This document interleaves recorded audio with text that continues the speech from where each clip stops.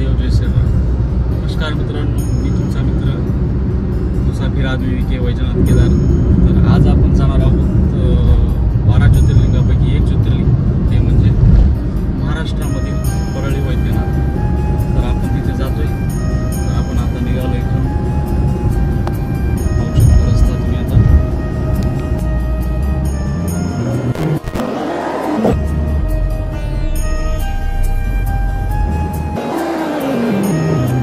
तर मित्रांनो, पाहू शकता आपण आलो आहोत परळी येथे आणि ही आहे वैजनाथ मंदिर जाण्याकरिताची कमान।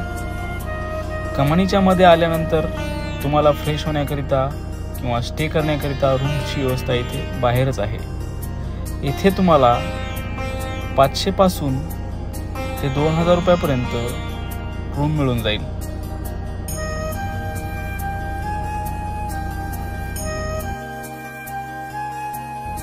मित्रांनो, हा आहे मंदिराबाहेरील परिसर।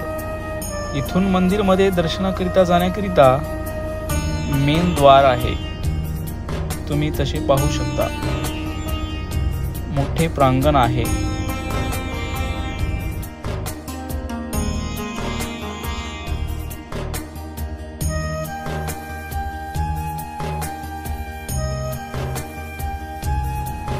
मंदिर परिसरामध्ये प्रसादाचे छोटे छोटे स्टॉल आहेत। इथून तुम्ही श्री प्रभू वैद्यनाथासाठी प्रसाद घेऊ शकता।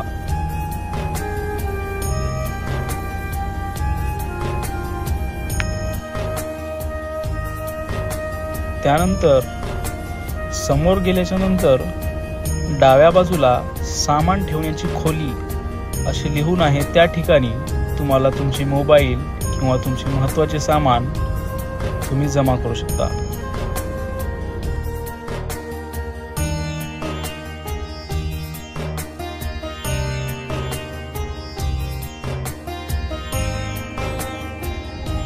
तर मित्रांनो, मंदिरमध्ये जाण्या अगोदर बाजूला मोफत चप्पल स्टँड आहे। इथे तुम्ही तुमचे चप्पल सोडून मंदिरामध्ये जाऊ शकता।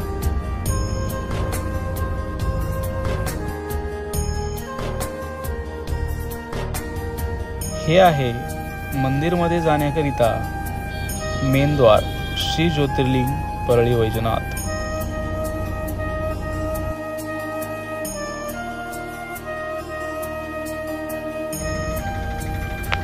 मंदिर परिसरात इथे पण तुम्हाला काही खरेदी करायची असेल तर इथे पण शॉप आहेत,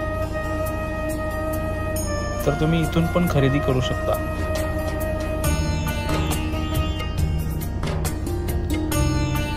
हा आहे मंदिर जाण्याकरिता रस्ता।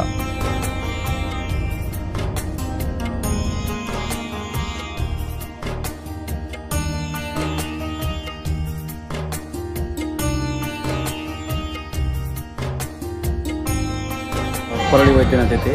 तर आता आपण आहोत मंदिरच्या मेन एंट्रीच्या बाहेर। एक मेन एंट्री आहे मंदिरची आणि हा मंदिराचा परिसर आहे। तर आता आपण मध्ये एंटर होणार आहोत। तर चला करून घेऊया आपण दर्शन।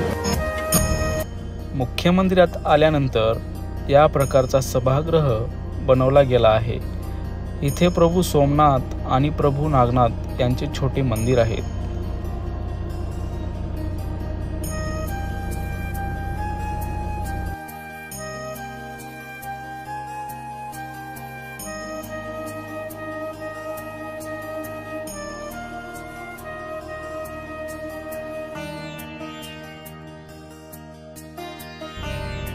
आणि आता आपण आलो आहोत मुख्य गर्भगृहाजवळ। तर चला दर्शन करू प्रभू वैजनाथ ज्योतिर्लिंगाचे।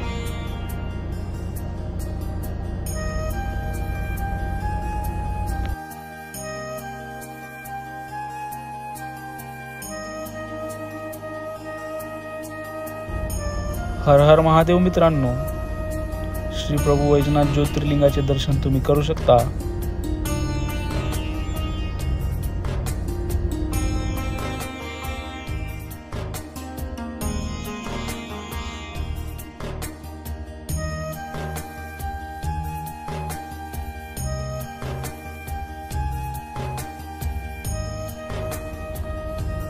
तर मित्रांनो पाहू शकता मंदिराचे बांधकाम पहाडावरती पूर्ण दगडाचे केलेले आहे.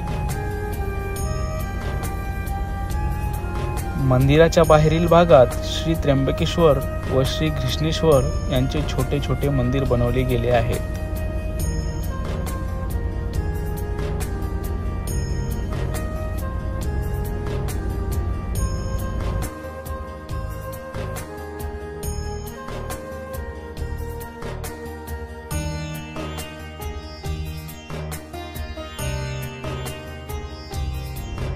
मराठा मलवा साम्राज्याची राणी अहिल्याबाई होळकर यांनी या मंदिराचा सुमारे 1700च्या दशकामध्ये जीर्णोद्धार केलेला आहे.